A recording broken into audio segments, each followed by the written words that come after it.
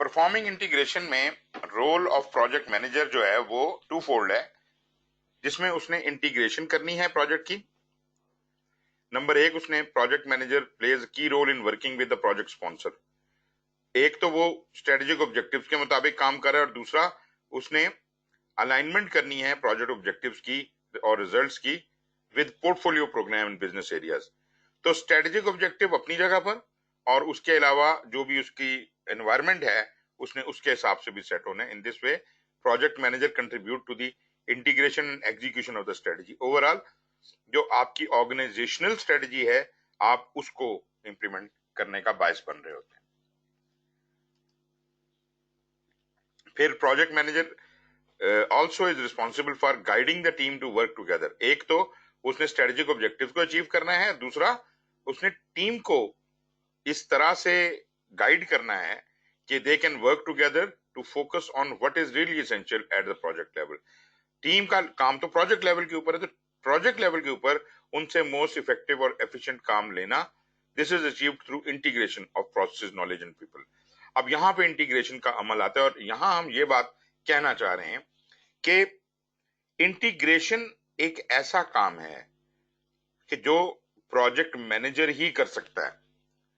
मतलब बाकी काम जो प्रोजेक्ट मैनेजर के नॉलेज एरियाज हैं, मतलब से कि कोई स्केड्यूलिंग है, कॉस्ट का काम है, कोई तीसरा चौथा काम है, वो किसी और को भी डेलीगेट किया जा सकता है, लेकिन इंटीग्रेशन का काम प्रोजेक्ट मैनेजर को ही करना पड़ेगा। इन सब चीजों की इंटीग्रेशन इसने करनी है। तो integration is a major task जिसमें तमाम प्रोसेसेस का इंटरेक्शन है, इंटीग्रेशन है, नॉलेजेस का है और लोगों का है। इस सबको एक जगह पे करना है। So integration is a critical skill for project manager, covered more in depth in project integration management knowledge area। जो अगला चैप्टर हम पढ़ेंगे वो पहला नॉलेज एरिया होगा। 10 नॉलेज एरियाज हैं हमारे।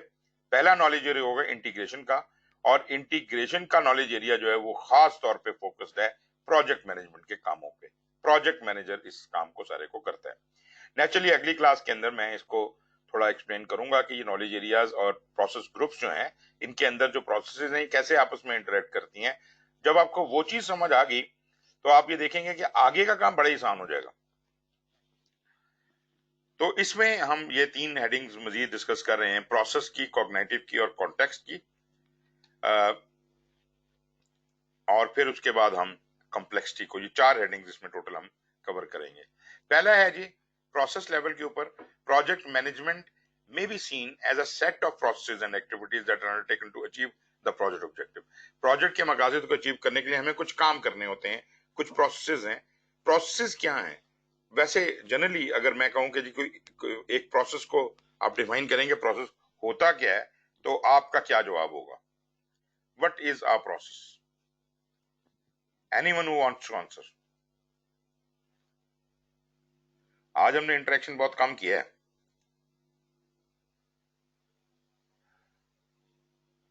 जी साहब। Sir, process होगा a sequence of actions to achieve something। Right. Process जो होते हैं वो प्रोजेक्ट में भी होते हैं और वैसे भी होते हैं। जी अपना कौन है? मोहम्मद यूसुफ साहब, जी बताइए आप। यूसुफ साहब। Ji sir. Set of activities to achieve some goal, predefined goal, objectives, बिल्कुल ठीक प्रोसेस। है जी, ठीक है। शाजिल आप बोलिए। जी शाजिल। सर यही सेम आंसर था इन्होंने जो बताया है, ओके एग्जैक्टली सेम यही आंसर था जो इन्होंने। ठीक है। तो एक्चुअली होता ये है जी कि देर आपने कभी लफ्ज सुना होगा सब रूटीन, या मतलब एक ऐसा काम जो हम बार बार करते हैं। मिसाल के तौर पे पानी पीने का अमल, ये एक प्रोसेस है। पानी पीने का प्रोसेस से कि आपने पानी पीना तो क्या करेंगे? पहले आप जाएंगे पानी के सोर्स के पास, ग्लास लेके जाएंगे, ग्लास में पानी डालेंगे, पानी आप लेके आएंगे, फिर वो पिएंगे वगैरह वगैरह। तो ये एक प्रोसेस है जो आप रेपिटेटिवली यूज कर सकते हैं, मगर it is compose of a number of activities. मतलब प्रोसेस के अंदर भी एक्टिविटीज होती हैं। तो प्रोसेस जो है वो रेपिटेटिव इन नेचर इस तरह से होता है कि पानी में ऑपरेशंस के अंदर भी पी सकता हूं, घर पे भी पी सकता हूं, प्रोजेक्ट के अंदर भी पी सकता हूं। तो कहने का मकसद ये हुआ कि processes could be, project is also made up of processes. कुछ प्रोसेसेस तो वो होंगी जो शायद हम ऑपरेशन में भी इस्तेमाल करते हैं, कुछ प्रोसेस यहाँ यूनिक होंगी जो पहले कभी इस्तेमाल नहीं हुई। तो इस तरह प्रोजेक्ट मैनेजमेंट एज सच तो यूनिक होगी, लेकिन उसके अंदर इस्तेमाल होने वाली सारी प्रोसेस का यूनिक होना जरूरी नहीं है। कुछ प्रोसेस जो हैं वो हम ऑपरेशन से उठाएंगे, कुछ जो है वो हम आम जिंदगी से उठाएंगे। तो ये वो जो प्रोसेस हैं, ये नॉलेज एरियाज के अंदर प्रोसेस दी हुई हैं, वो प्रोसेस जो हैं हम प्रोजेक्ट मैनेजमेंट के हिसाब से देख रहे हैं। लेकिन इसके अलावा भी हम प्रोसेस पिक कर सकते हैं। मिसाल के तौर पे कंक्रीट कैसे बनाई जाती है, तो कंक्रीट बनाने का प्रोसेस, अब मैं घर बना रहा हूँ, यहाँ पे कंक्रीट तो बनानी पड़ेगी, तो इस प्रोजेक्ट के अंदर मैं कंक्रीट बनाने का प्रोसेस भी इस्तेमाल करूंगा। तो कुछ प्रोजेक्ट मैनेजमेंट के प्रोसेस और कुछ टेक्निकल काम जो करना है उसके प्रोसेस मिला जुला के मेरे टोटल ओवरऑल प्रोसेस बनेंगे। तो ये है जी process. Some of these process में टेक प्लेस वंस। कुछ प्रोसेस ऐसे होते हैं जो सिर्फ एक ही दफा करने होते हैं, कुछ होते हैं जो बार बार करने होते हैं, रेपिटेटिवली इस्तेमाल होते हैं, कुछ ओवरलैप भी करते हैं। एक दफा करने वाले प्रोसेस में, जैसे प्रोजेक्ट का चार्टर शुरू में एक ही दफा बनाया जाता है, तो एक दफा करने वाला प्रोसेस है।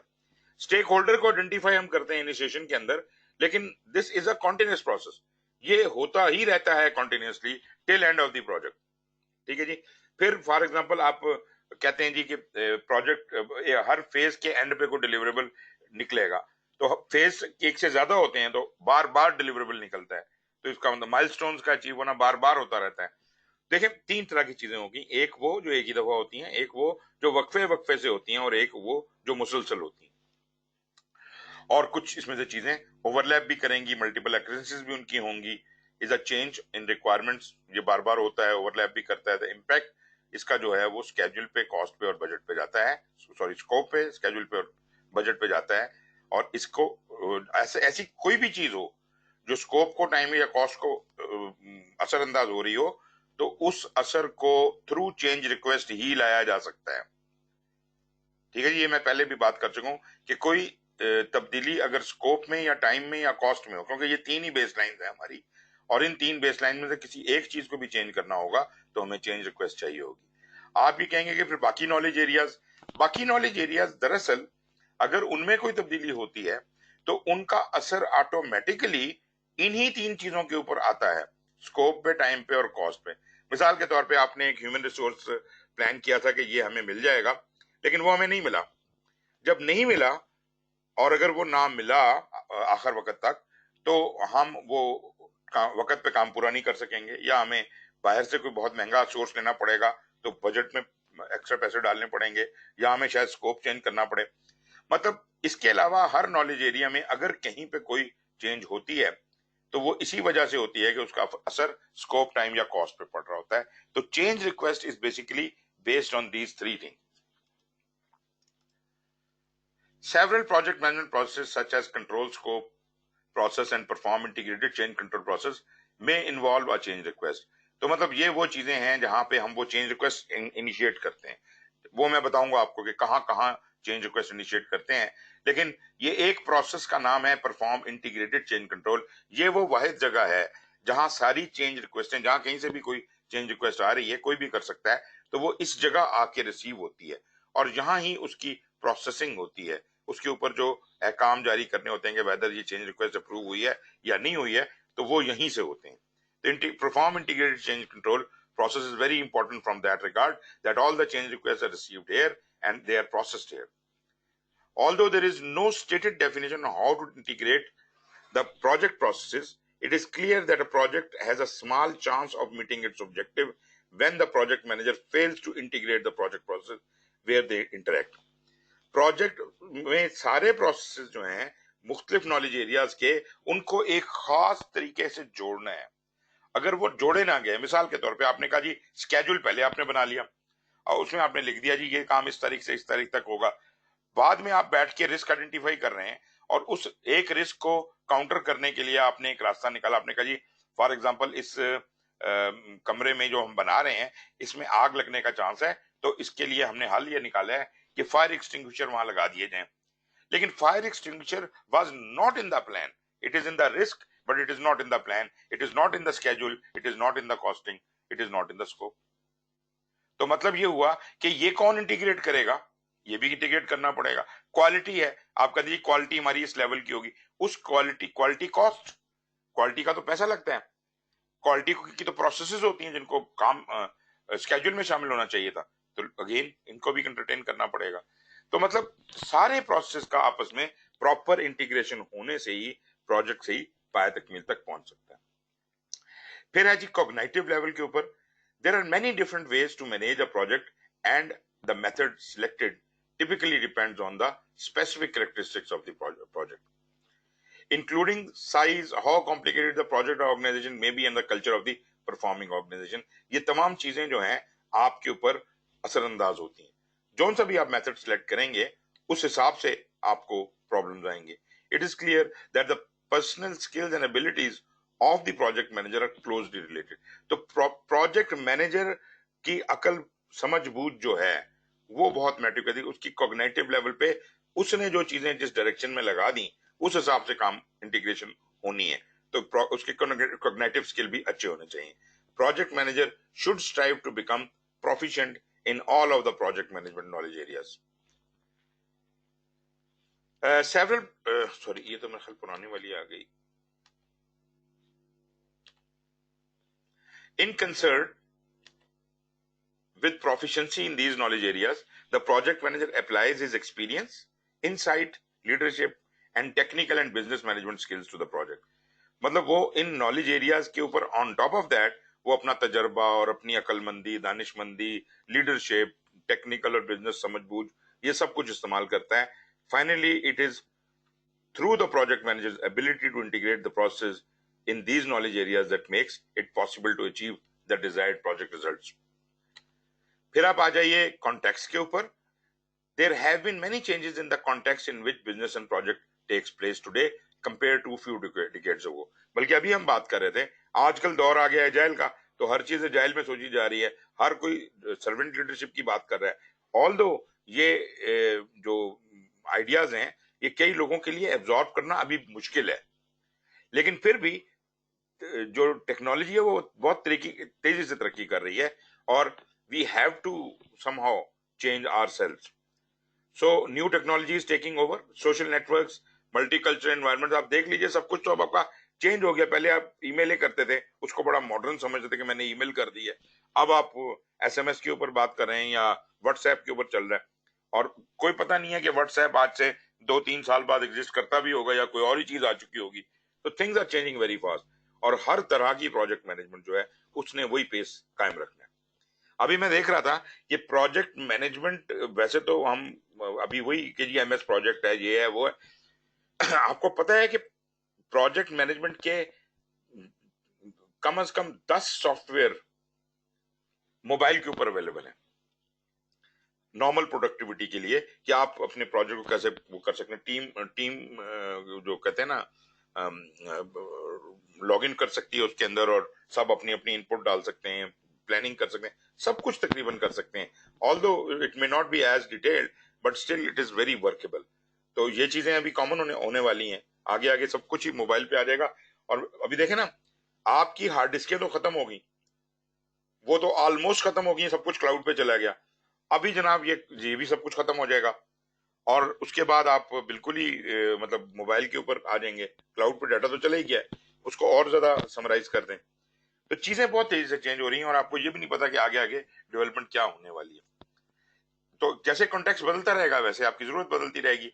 An example is knowledge and people integration of a large cross functional project implementation involving multiple organisations. तो उसके हिसाब से और तरह से चीजों को मैनेज करना होगा। फिर आ जाती है जी आखिरी हेडिंग हमारी, integration and complexity. Some projects may refer to as complex and considered difficult to manage। देखें आमतौर पे ये कंसिडर किया जाता था कि पीएमबीओ का या स्टैंडर्ड जब है तो स्टैंडर्ड बुनियादी तौर पे हमें एक सादा और आम प्रोजेक्ट मैनेज करने के लिए तरीका बताता है, कॉम्प्लेक्सिटी को एड्रेस नहीं करता। किसी हद तक ये बात दुरुस्त भी है कि एक सादा और आम प्रोजेक्ट, सिंगल प्रोजेक्ट कैसे चलाया जाए उसके लिए ये गाइडलाइन तो है, लेकिन what about dealing with complexity, क्योंकि actual situation on ground would be complex। ठीक है जी, no matter what project you are doing you will be dealing with complicated matters, complexity आएगी. In simple terms complex and complicated are concept often used to describe what is considered to be intricate or complicated. Complexity within project is a result of the organization's system behavior, human behavior or uncertainty.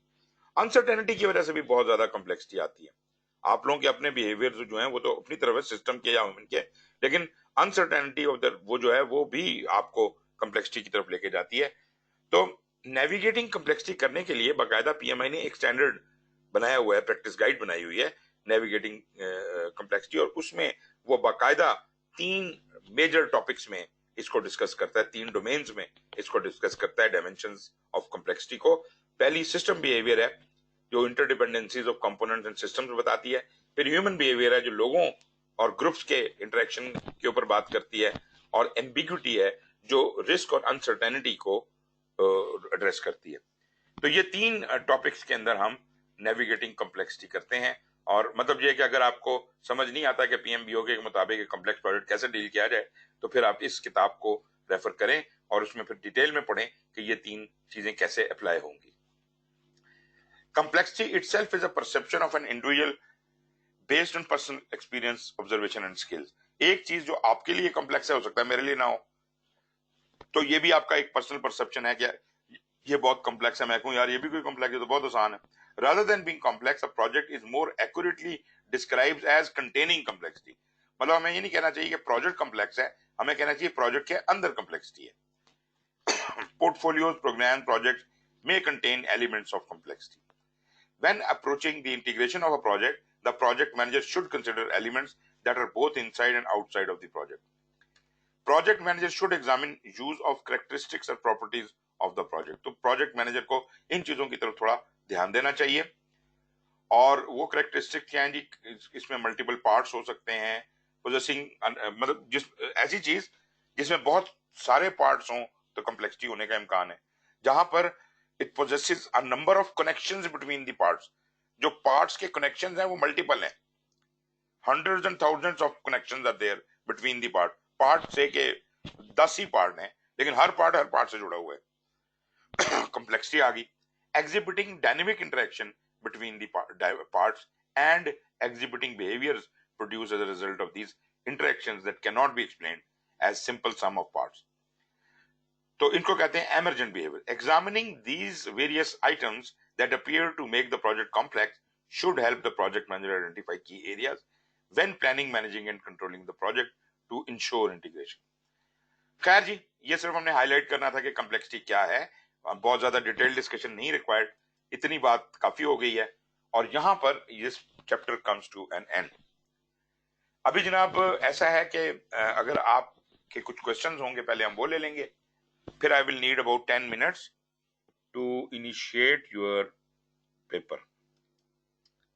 Roles वाले chapter में से हम paper लेंगे. अगर कोई question है तो बताइए. 15 मिनट का पेपर होगा, 15 सवाल होंगे, तो मुझे आखिरी 15 मिनट चाहिए सिर्फ. जी जनाब.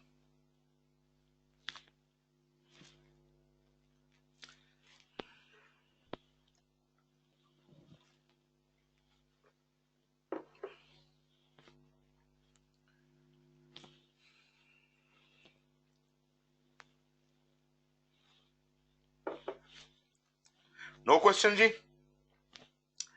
क्वेश्चंस को फिर मैं आखिर के लिए रख लेता हूं. पेपर में शुरू कर देता हूं. 15 सवाल हैं, 15 मिनट हैं. And here it is I am launching now and you can start attempting. There you go.